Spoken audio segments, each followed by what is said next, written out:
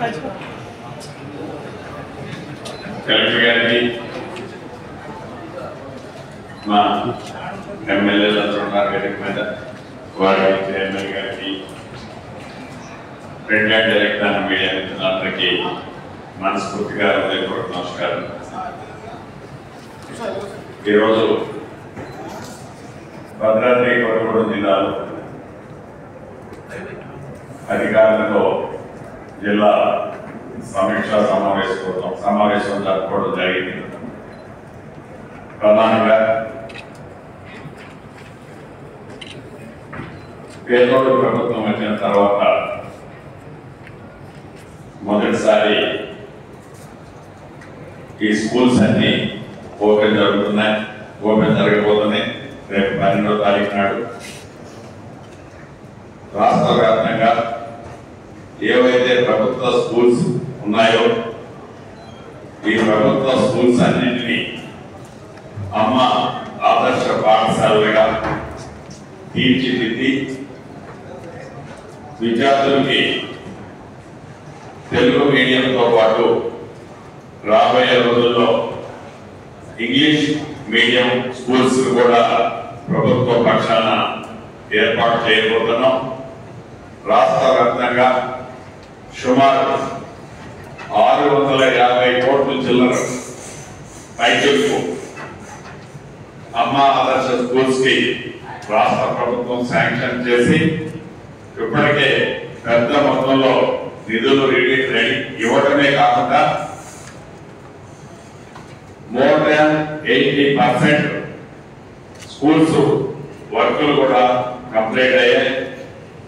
బళ్ళు రేపటి నుంచి స్టార్ట్ అవుతున్నాయి కాబట్టి ఇంతకుముందు రివ్యూలో అన్ని నియోజకవర్గాలు భద్రాద్రి కొత్తగూడెం జిల్లాలో ఉన్న అన్ని నియోజకవర్గాల్లో ఎలా జరిగాయి ఏంటి అనేది విశ్లేషించడం జరిగింది.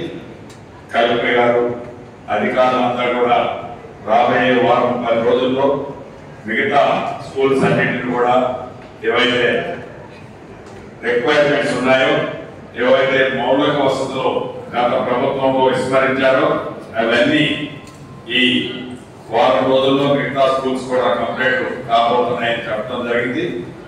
ప్రధానంగా పేదోడు వాళ్ళ పిల్లలని ప్రైవేట్ సెక్టార్లకు దీటుగా గవర్నమెంట్ స్కూల్స్ లో కూడా మంచి టీచింగ్ చేయాలన్నదే ఈ ప్రభుత్వం యొక్క లక్ష్యం. దాన్ని దృష్టిలో పెట్టుకొని ఈ అమ్మ ఆదర్శ స్కూల్స్ మీద ఈ రాష్ట్ర ప్రభుత్వం ప్రత్యేకమైన ఫోకస్ చేయడం జరిగింది. ప్రధానంగా ఒక్క స్కూల్సే కాదు, కాలేజీల సెక్టార్ లో కూడా విద్య పట్ల ఈ ప్రభుత్వం పెద్దపీట వేసింది. అదే రకంగా ఇందాక రివ్యూలో అనేక స్థానిక సమస్యలు సెక్టార్ వైజ్ గా డీటెయిల్ గా డిస్కస్ చేయడం జరిగింది. ప్రధానంగా గత ప్రభుత్వంలో ఏదైతే మంచినీరు స్కీము అది మిషన్ భగీరథ కార్యక్రమాన్ని సుమారు 39,000 పైగా కోట్లతో ఖర్చు చేస్తే ఈ మారుమూల ప్రాంతాల్లో గిరిజన ప్రాంతాల్లో వాటర్ సప్లై ఎలా ఉందనంటే నిజంగా చాలా అధ్వానంగా ఉందనేది ప్రత్యక్షంగా ఈరోజు చర్చల్లో తెలియడం జరిగింది. దాన్ని ఎలా రివైవ్ చేయాలి, ఈ గిరిజన ప్రాంతంలో స్వచ్ఛమైన మంచినీరు ఎలా ఇవ్వాలి అనే దాన్ని కూడా వాళ్ళకి ఆదేశించాం. దాని మీద డీటెయిల్ రిపోర్ట్ తో కొద్ది రోజుల్లో రాబోతున్నారు.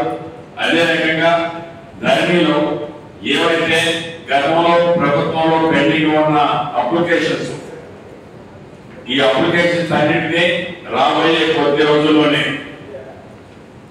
స్పెషల్ డ్రైవ్ అని మేము ఈ ప్రభుత్వం వచ్చిన తర్వాత సుమారు 2,45,000 అప్లికేషన్స్ ఈ ప్రభుత్వం ఏర్పడే నాడు ధరణిలో అప్లికేషన్స్ పెండింగ్ ఉంటే ఎలక్షన్ కోడ్ కంటే ముందు వారం రోజుల్లో సుమారు 1,00,000 అప్లికేషన్లు క్లియర్ చేయడం జరిగింది.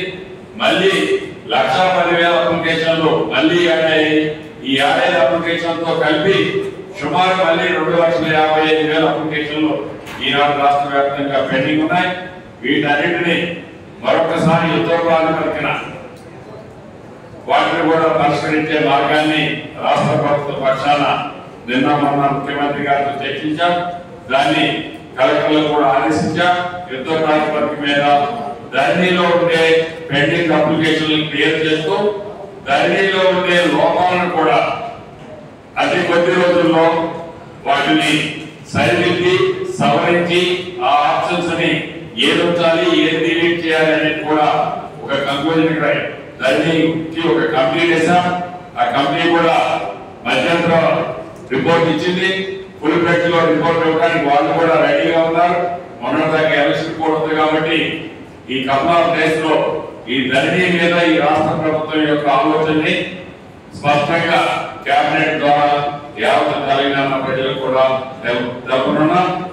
అంతేకాదు ఏదైతే ప్రధాన ప్రతిపక్షమని చెప్పుకుంటున్న టిఆర్ఎస్ పార్టీ ఏదైతే రైతుల పట్ల ఈ ప్రభుత్వం వివక్ష చూపుతుంది, రైతులను పట్టించుకోవడం లేదు, ఇత్తనాలే ఇవ్వడం లేదు అని ఏదైతే గ్లోబల్ ప్రచారం చేస్తున్నారో మా మంత్రివర్యులు ప్రత్యేకంగా తుమ్మల నాగేశ్వరరావు ప్రత్యేక శ్రద్ధ తీసుకొని ఈ రైతులకి ఏదైతే విత్తనాలు ఇవ్వటం లేదు అందటం లేదు అనేది కేవలం గ్లోబల్ ప్రచారమే.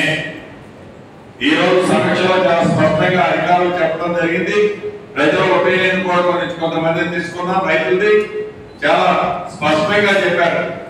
ఏదైతే ఒక్క పత్తిలో ఒక రకమైన విత్తనాలకే అది కూడా ఒక గ్లోబల్ ప్రచారం చేయడం వల్ల ఆ సీడే అవైలబిలిటీ రైతులందరూ అడిగేసరికి కపుల్ ఆఫ్ డేస్ ఇబ్బంది ఉన్నమాట వాస్తవం. దాన్ని విత్ ఇన్ 4-5 days లో రెక్టిఫై చేశాం.